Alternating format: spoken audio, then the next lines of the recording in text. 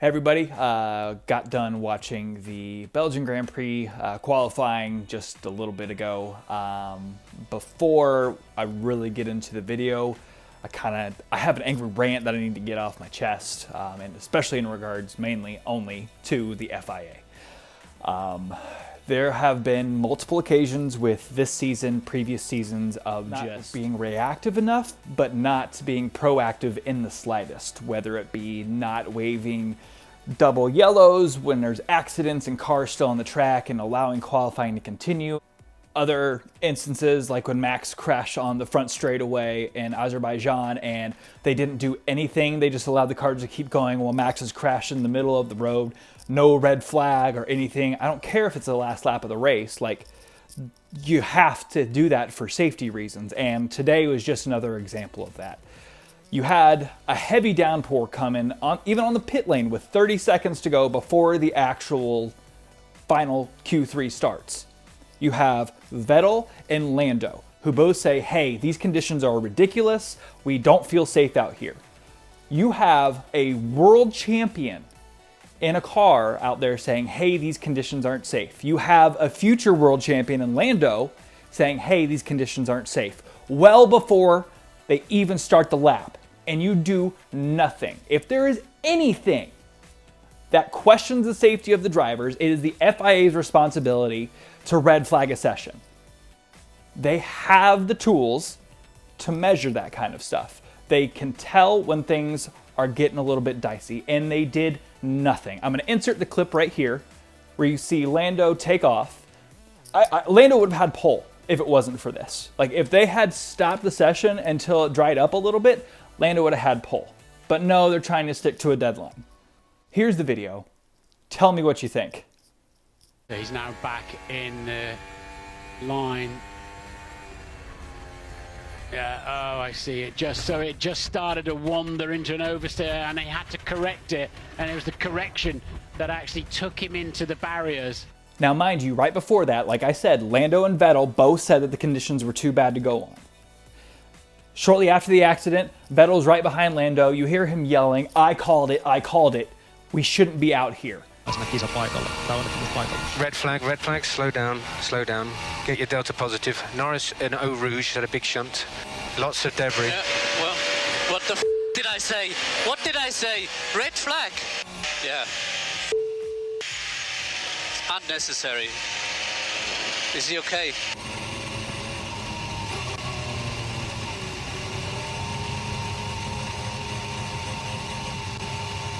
He's okay, he's okay. Copy that, carry on. Lando's thankfully fine. Looks like he hurt his elbow. He might not be even able to race tomorrow. Now McLaren, they just put a new power unit in their car. That's out the window, so they're down a power plant for the season. He's gonna get a grid penalty. Like, it is all preventable. And you guys sit on your hands. All right, let's get into the qualifying recap. Hey everybody, welcome to the qualifying review for the Belgian Grand Prix 2021. You have found yourself in the pit lane. I am Andrew. Please feel free to hit the subscribe button, hit the notification bell, drop a like, drop a comment, anything to help out the algorithm. It is greatly appreciated.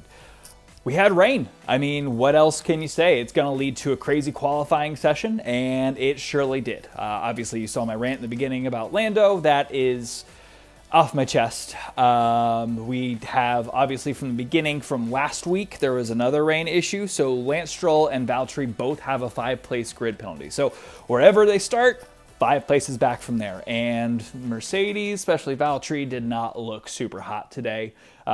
Mercedes, not tire issues again at the beginning of Q3. Like, honestly, like they put on, or was it Q2? They put on worn tires on the Lewis, and they had to bring them back in because, like, hey, everybody else is going new tires, and that ultimately uses a set of wet tires that they didn't want to, or intermediate tires that they didn't want to for the weekend. Otherwise, they would have been knocked out more than likely. From the very beginning, like, it was pretty clear that the intermediate tires were the ones to go on. The wet tires just were not getting up there, and Williams are the only ones that really went out on the intermediate tires, set blistering laps in Q1. Ultimately, you saw the end results. I will talk about that in a second, where George Russell finished P2. This is fucking nuts. But we had Lando coming in P1 at the end of Q1, and that obviously was me saying earlier why I think Lando probably would have qualified pole for this particular race just because of how much pace that he showed. Both Williams in the top 10. Latifi did good for Latifi standards. I mean, I know that he's been there for a while. He showed some promise in the car, finished ahead of Russell last week, but I don't know, or last race we had the summer break. I don't really think that I think that might have been more of a fluke than anything. Russell got stuck in the train there for a little while, but I'm just shaking back and forth. I don't know why, but that's what it is.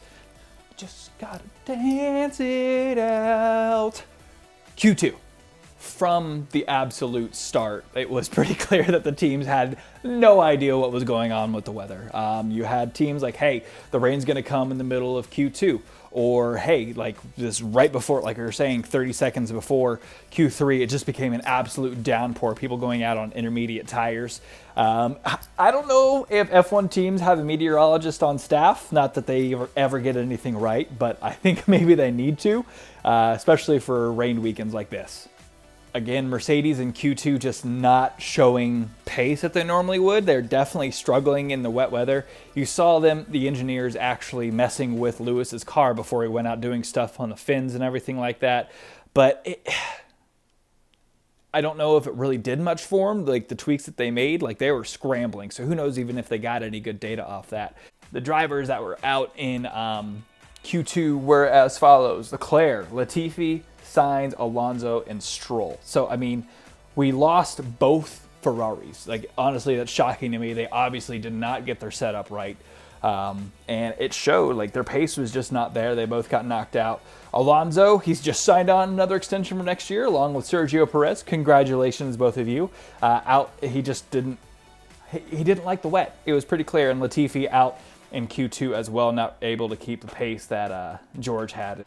The other thing that I was saying, it was Q2 that the Mercedes ended up having to use an extra set of intermediate tires. That could really affect them in the race tomorrow, especially with what they have and timing. From there, we went straight into Q3, and it was a torrential downpour. Like, the rooster tails that were coming off the cars while they were just doing an outlap was ridiculous, let alone when Lando obviously tried to get started. His car doing the best jet ski impersonation that it can. Like, are you kidding me? Like, there is no way those cars should have been out on track at that point. Like, put a red flag out, send out the safety car just to see how everything's going, make sure that the drivers are actually going to be safe. You guys have no idea how fast these cars are, FIA. Like, I'm still ranting, damn it! You have no idea how fast these cars are. These guys are in these cars every single weekend. Like, what the hell? Listen to your drivers. They know what's going on. You clearly have no fucking idea. Again, thankfully, Lando is okay. It looks like he hurt his elbow. I don't know. He might not even race tomorrow, depending if there's any issues there. Like, if he hit his ulnar nerve in the inside of his arm right here, that is a bitch, and it hurts so bad. Excuse my language. I'm just really fired up about this. It is unacceptable. And then finishing out Q3, Mercedes, Red Bull, both going out on the intermediate tires, really just gambling to make sure, hoping that the rain would die down. George Russell putting that Williams in P2 is a drive that I never anticipated. Williams has like taken a step out of nowhere, and Russell is doing everything he can in the car and the conditions that he's given. Like they were saying earlier, like, can you, Toto Wolff just sprinting down the pit lane on Lewis Hamilton's scooter, just trying to get down there with that contract, like, shut up and take my money, doing the best Fry impersonation from Futurama. Why did I just do that? What is my problem? But ultimately, Max Verstappen P1, George Russell P2. I am spitting everywhere. I am spitting mad, and it's just been incredible qualifying, controversial qualifying. We'll see how tomorrow is going to be in the race. It looks like it's going to be another wet session, but I will see you guys tomorrow, and we'll see how it all plays out. Let's hope Russell's in the points again. If Russell gets a podium, that'd be awesome. I really hope that Lando's able to get back out there, or we'll see McLaren with a reserve driver. We'll see what happens. Again, everybody, thank you for checking out the pit lane. Sorry for the little rant at the very beginning. Hit that notification bell, hit the subscribe button, like, comment, algorithm stuff. I appreciate it. Thank you for listening to me rant, and I'll see you guys tomorrow. Later.